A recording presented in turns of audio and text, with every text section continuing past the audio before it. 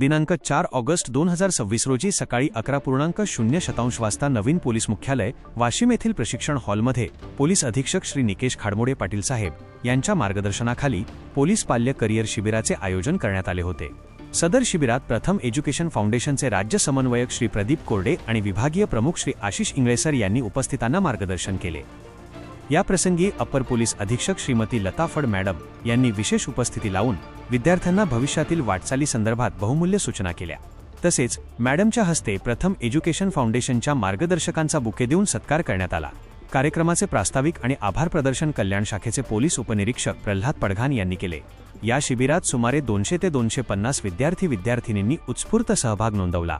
शिबिर यशस्वी करण्यासाठी पोलीस कल्याण विभागाचे पोलीस उपनिरीक्षक Pralhad Padghan, police head constable Baby Rathod, police कवायत प्रशिक्षक आशिष जयस्वाल आणि राहुल अवचार यांनी विशेष परिश्रम घेतले।